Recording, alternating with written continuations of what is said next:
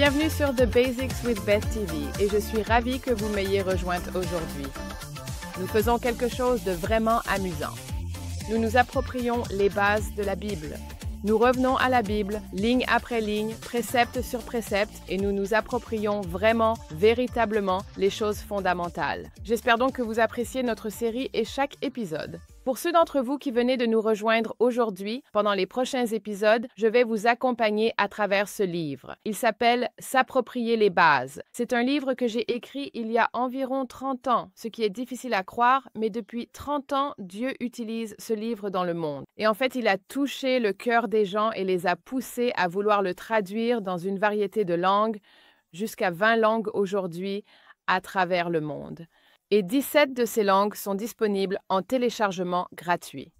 Donc, si vous parlez une autre langue que l'anglais, rendez-vous sur notre site web thebasicswithbeth.tv pour télécharger gratuitement le livre dans l'une de ces langues. Si vous souhaitez commander le livre en anglais, vous pouvez l'acheter soit dans votre librairie locale, soit sur une boutique en ligne, soit également sur thebasicswithbeth.tv. D'accord? Alors, on s'amuse parce qu'il n'y a rien de tel que de revenir aux bases de la Bible.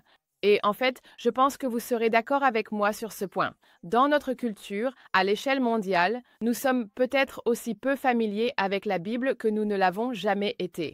Je sais que des études récentes ont été menées en Amérique et si ce n'était pas aussi triste, ce serait drôle. Mais les recherches ont révélé qu'ils ont interrogé des jeunes pour savoir qui ils pensaient que certaines personnes étaient et le sondage a montré que des gens pensaient que Jeanne d'Arc était la femme de Noé. Je veux dire, allô Houston, on a un problème. Quand on pense que Jeanne d'Arc est un personnage biblique marié à Noé, c'est bien la preuve qu'il faut vraiment revenir aux bases. Il faut qu'on retourne à la Bible. C'est donc ce que nous faisons, nous creusons, et aujourd'hui, nous abordons le sujet. Comment entendre Dieu? Dieu parle encore aujourd'hui. Sa parole est vivante et agissante, et il continue de communiquer avec son peuple. Et dans l'épisode d'aujourd'hui, nous allons découvrir comment nous parle-t-il? Comment pouvons-nous être certains que c'est bien le Seigneur que nous entendons?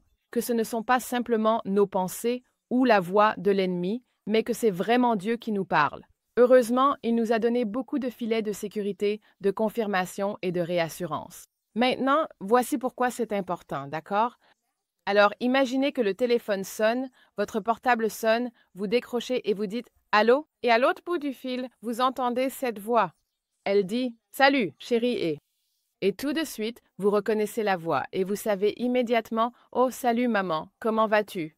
Et vous engagez la conversation parce que vous reconnaissez sa voix. Pourquoi reconnaissez-vous sa voix?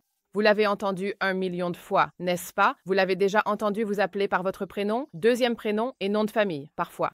Vous l'avez entendu vous parler avec douceur. Vous l'avez entendu donner conseils et instructions. C'est pareil avec votre père. Vous connaissez bien la voix de vos parents dans cet exemple. Eh bien, avec le temps, vous devenez tellement familier qu'il vous suffit d'entendre « Salut chérie » et d'un coup, vous savez qui c'est. Eh bien, savez-vous que plus nous nous familiarisons avec Dieu, en entendant sa voix à travers sa parole, plus vous êtes versé dans la Bible et plus vous entendez la voix de Dieu en la lisant. Ensuite, dans la vie, vous avancez, devez prendre certaines décisions, vous conversez brièvement avec le Seigneur. « Seigneur, que devons-nous faire ici? Quelle est ta sagesse? » Vous ressentez la direction de Dieu, avez l'impression d'entendre sa voix. Ce n'est pas « Dieu, est-ce toi? Je ne sais pas. Est-ce moi? Est-ce le diable? Qui est-ce? » Vous serez tellement versé dans la Bible et tellement familier avec sa voix et la façon dont il vous parle lorsque vous lisez la Bible, lorsque vous passez du temps avec lui, que lorsque vous entendrez sa voix douce et subtile à l'intérieur, vous vous direz « Ah oui, je sais que c'est Dieu parce que je connais sa voix. » C'est pourquoi la leçon d'aujourd'hui est importante, car lorsque nous apprenons à être à l'aise pour entendre Dieu, nous l'entendrons en lisant la Bible et aussi tout au long de la journée, guidé par l'Esprit. D'accord? Est-ce que ça a du sens? Alors plongeons dedans et parlons-en. Prenez vos Bibles, si vous les avez, et allez dans 2 Timothée 3. Voici ce qu'il est écrit. Toute écriture est inspirée de Dieu et utile pour enseigner, pour convaincre, pour corriger, pour instruire dans la justice, afin que l'homme de Dieu, la femme de Dieu, soit accompli, parfaitement équipé pour toute bonne œuvre. Toute écriture est inspirée de Dieu. Nous parlons maintenant de la Bible, de comment entendre Dieu, et la principale façon dont nous entendons Dieu, c'est à travers sa parole. Ainsi, la Bible nous parle d'elle-même. Elle affirme que toute écriture est inspirée de Dieu, insufflée par Dieu. Et ensuite, nous devons déterminer si la Bible le confirme, c'est-à-dire, est-ce que vous y croyez? La Bible dit que c'est vrai et maintenant, vous et moi, nous avons le choix d'y croire. Mais notre foi ne repose pas sur rien. Elle repose sur quelque chose et c'est ce dont nous allons parler aujourd'hui. Parce qu'au final, voilà le truc, les amis. En fin de compte, tout se résume à deux choses. Tout se résume à que croyez-vous à propos de Jésus? Vous voyez, c'est drôle, parfois les gens n'ont pas de problème si vous parlez de Dieu, de choses spirituelles, des anges ou de certains sujets spirituels, mais dès que vous commencez à parler de Jésus, là ça fait la différence, n'est-ce pas? C'est pour ça que c'est important. Tout se résume à que croyez-vous à propos de Jésus? Et nous en avons déjà parlé dans les épisodes précédents. Mais dans cette leçon, cela se résume à la deuxième chose. Que croyez-vous à propos de la Bible? Croyez-vous qu'il s'agit de la parole de Dieu, infaillible, sans erreur et vivante? Ou est-ce juste un livre poussiéreux? Est-ce juste des pages imprimées, assemblées par certaines personnes il y a des milliers d'années? Hein? Ou est-ce un livre inspiré par Dieu, où Dieu au présent continue de nous parler? Eh bien, la Bible nous dit qu'elle est inspirée par Dieu. D'après ma propre expérience, je peux l'attester. Elle est inspirée par Dieu. Elle l'a été dans ma vie et j'imagine que beaucoup d'entre vous diraient « Oui, Dieu m'a parlé souvent à travers sa parole ». Mais c'est ce que nous voulons, poser aujourd'hui cette base vraiment solide pour que vous sachiez au plus profond de vous que c'est vrai. Vous pouvez faire confiance à la parole de Dieu, la prendre au pied de la lettre. Bâtissez votre vie dessus. Elle devient le fil à plomb. Littéralement, elle devient le fil à plomb pour votre vie. Je n'oublierai jamais. C'était l'été 1979, j'avais participé à un projet d'été avec un ministère et Dieu a touché mon cœur. À la fin de cet été, j'ai pris une décision. J'ai dit, Seigneur, je suis maintenant convaincu que ceci est ta parole vivante. Donc, à partir de ce moment, je prends une décision. Désormais, je vais fonder ma vie du mieux possible sur la norme de ta parole. Elle sera le fil à plomb pour les décisions que je prendrai, la personne que j'épouserai, les emplois que j'accepterai, ma carrière, l'endroit où nous vivrons, simplement ma vie. Mes choix de vie seront basés sur le fil à plomb de ta parole. Parce que j'en suis arrivée à ce point, vraiment, je croyais à 100% que ceci est la parole inspirée de Dieu. C'est bien ce que dit Timothée. Voyons un autre exemple. Jésus, d'accord, c'est génial. Jésus croyait que la Bible était la parole inspirée, insufflée par Dieu, et en particulier l'Ancien Testament, bien sûr. Voici ce qu'il a dit.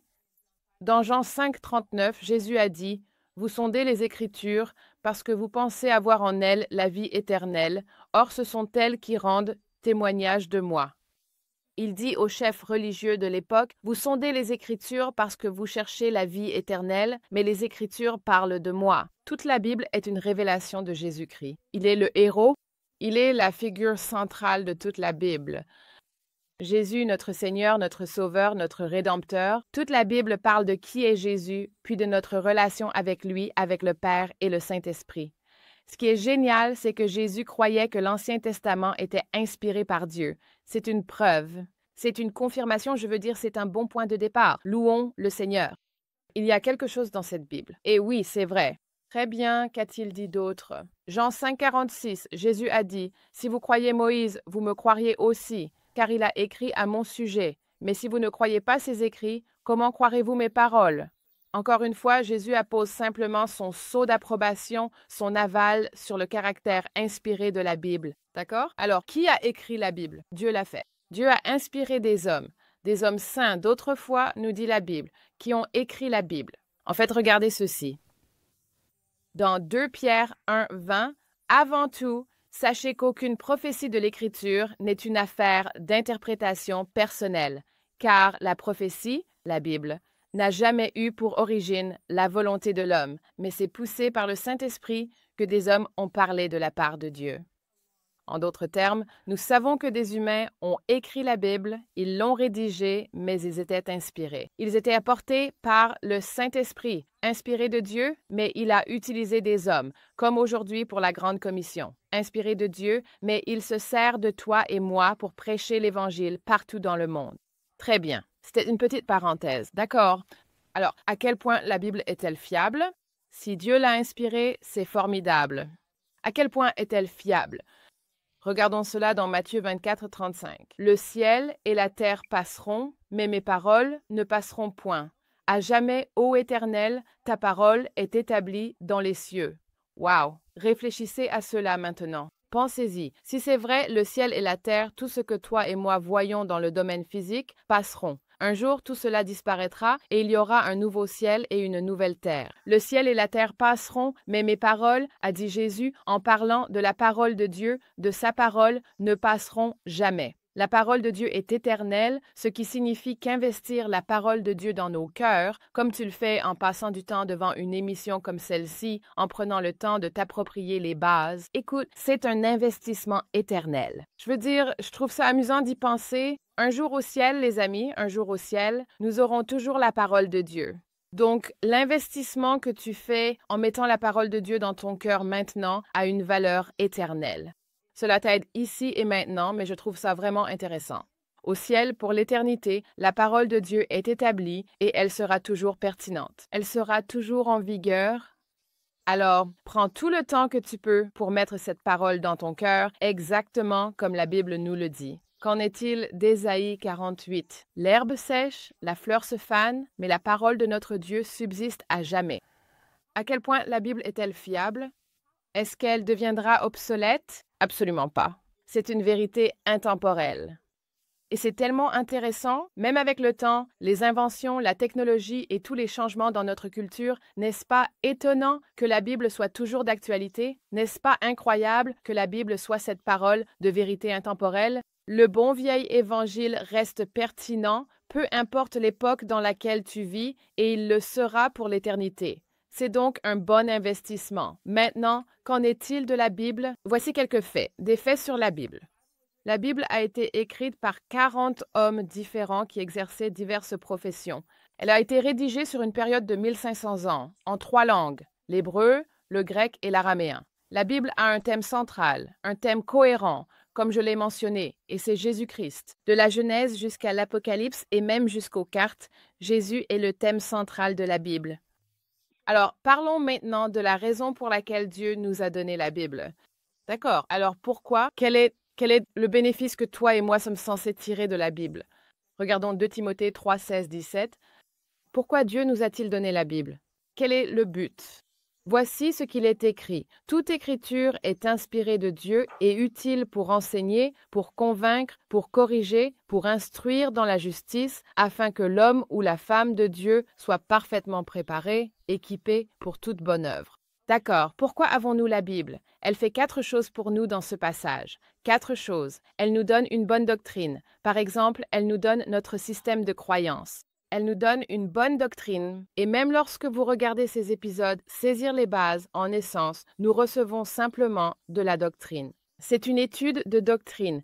Nous abordons les doctrines fondamentales de base de la Bible sur lesquelles nous pouvons construire nos vies. Quoi d'autre? Il dit ici que la Bible nous donne la réprimande et la correction. Elles sont similaires, mais un peu différentes. La réprimande, c'est quand nous faisons vraiment de mauvais choix, nous sommes hors du bon chemin. Nous vivons simplement d'une manière qui ne plaît pas au Seigneur. Nous faisons des choix de vie, des choix d'attitude. Nous disons certaines choses, nous vivons d'une façon qu'il nous faut arrêter. Et donc le Seigneur, quand nous lisons la Bible, nous réprimande. Il nous réprimande de la manière la plus aimante pour dire « Arrête, ne fais pas ça, fais demi-tour, va dans l'autre sens, cela ne va pas t'aider, ce n'est pas ce que j'ai de meilleur pour toi. » La Bible fait cela pour nous si nous avons des oreilles pour l'entendre. Ensuite, la Bible nous corrige. Parfois, il ne s'agit pas d'un mode de vie dramatique ou impie, mais que nous nous sommes un peu écartés du chemin. Nous avons un petit problème d'attitude. Nous nous sommes juste un peu écartés du chemin. Si nous continuons ainsi, nous finirons à côté. Nous restons dans la parole et la Bible corrige notre trajectoire. C'est ça, la correction de trajectoire, tout au long de notre vie, juste des corrections les unes après les autres. Quoi d'autre? L'instruction dans la justice et la vie droite. Comme tu dis, je ne sais pas comment vivre cette vie chrétienne. Continuez à lire la Bible. Dieu nous aidera simplement à recevoir une bonne instruction pour mener une vie droite, pour vivre d'une manière qui plaît au Seigneur, qui produit du fruit dans ta vie et à travers elle, un fruit éternel. Voilà ce que fait la Bible pour nous. N'est-ce pas génial? J'adore ça. Bon, quoi d'autre? Eh bien, voici ce que la Bible fait d'autre dans nos vies. Hébreux 4,12 dit ceci: « Car la parole de Dieu est vivante et efficace, plus tranchante qu'aucune épée à deux tranchants, pénétrante jusqu'à partager âme et esprit, jointure et moelle. Elle juge les sentiments et les pensées du cœur. » D'accord, parlons de quelques points à ce sujet. La parole de Dieu est vivante et agissante. C'est comme si c'était vivant. La Bible est vivante. Ce n'est pas un livre comme les autres. Ce n'est pas comme lire l'autobiographie ou la biographie de quelqu'un d'autre. C'est le livre vivant de Dieu par lequel il continue de prononcer des paroles vivantes. Au temps présent, il continue de nous parler à travers sa parole.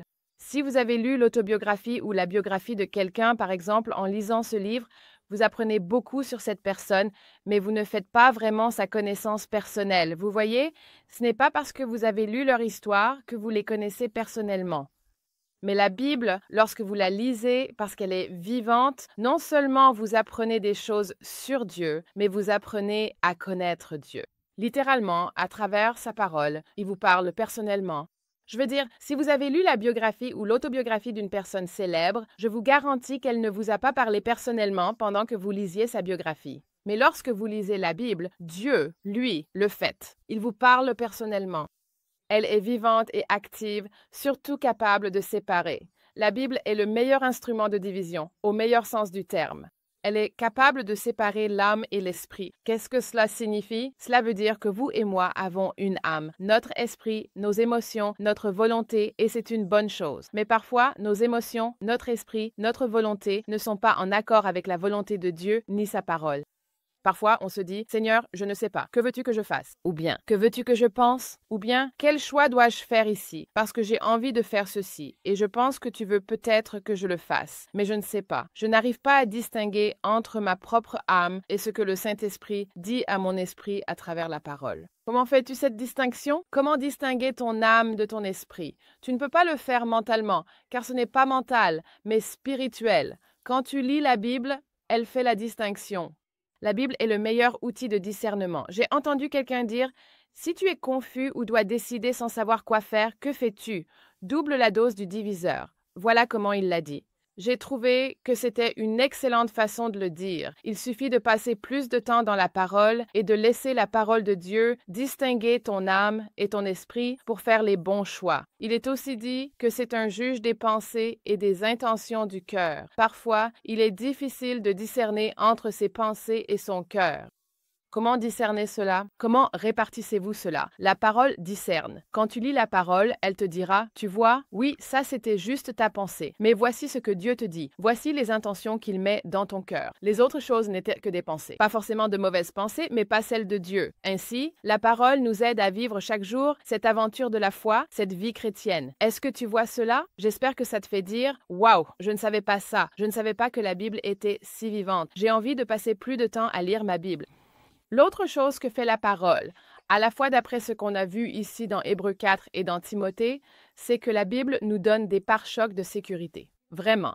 C'est comme si elle posait les lignes directrices. Si tu as déjà vu la construction d'une maison, tu sais qu'on commence par la fondation, puis on monte les madriers, les montants. Ces montants donnent vraiment à la maison sa structure et servent de support à tout le reste du projet de construction. Tout le placo-plâtre est fixé sur ces montants, n'est-ce pas? Tous les fils électriques passent à travers ces montants.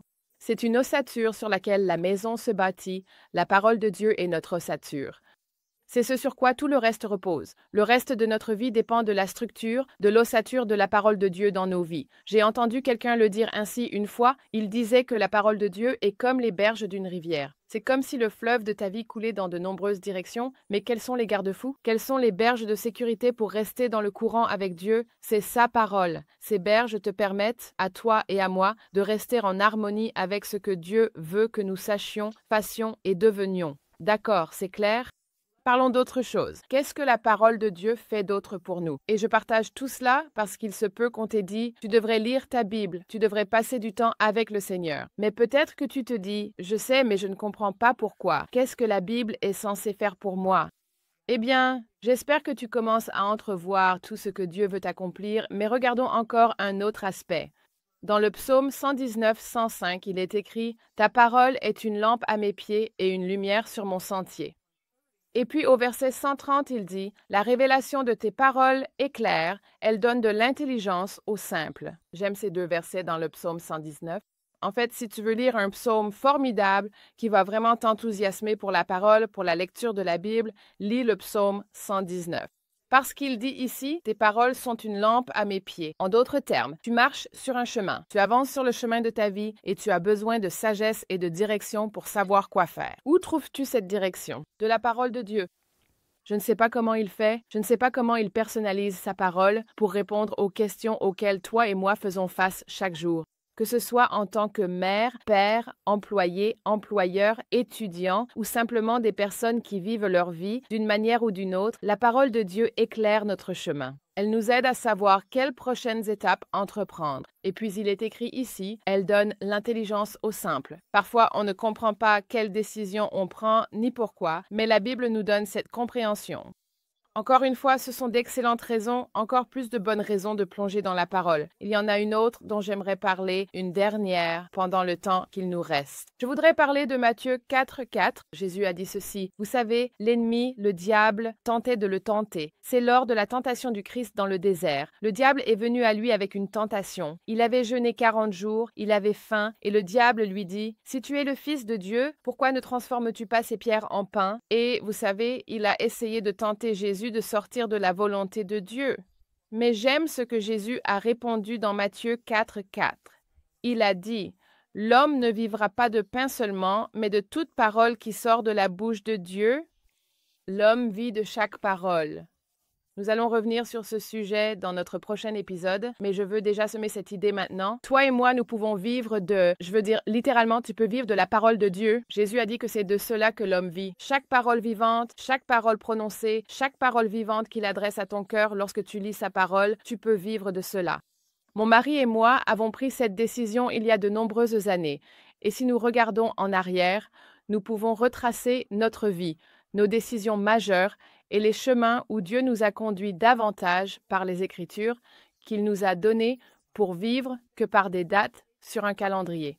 Tu peux retracer ta vie à travers ce que Dieu t'a dit par sa parole. Je trouve que c'est amusant, génial et surnaturel. C'est cette aventure de la foi. L'homme ne vivra pas de pain seulement, des choses naturelles, mais l'homme vivra de... Tu peux vraiment compter sur la parole de Dieu, les yeux fermés. Qu'est-ce qu'il t'a dit? Qu'est-ce qu'il te dit en ce moment? Quelle chose Dieu a rendue vivante pour toi en lisant la Bible, auquel tu peux t'accrocher pour vivre, littéralement vivre selon la parole? Notre temps est écoulé, donc on approfondira tout ça dans le prochain épisode. J'espère que ça t'a plu, que tu es enthousiasmé par la Bible et que tu as envie de passer du temps avec Dieu en lisant sa parole. Je te retrouve dans le prochain épisode, ici pour approfondir les bases. Merci beaucoup d'avoir écouté le message d'aujourd'hui. J'espère que tu as été encouragé. N'oublie pas d'appuyer sur le bouton « Suivre » pour pouvoir profiter de tous les épisodes sur les bases bibliques tout au long de la semaine et rester encouragé dans ta foi. Et n'oublie pas de partager ces messages avec tes amis. Si tu veux plus d'informations sur notre ministère, tu peux toujours aller sur thebasicswithbeth.com. C'est thebasicswithbeth.com. Ça a été un plaisir d'être avec toi et j'ai hâte de te retrouver la prochaine fois ici même sur pray.com.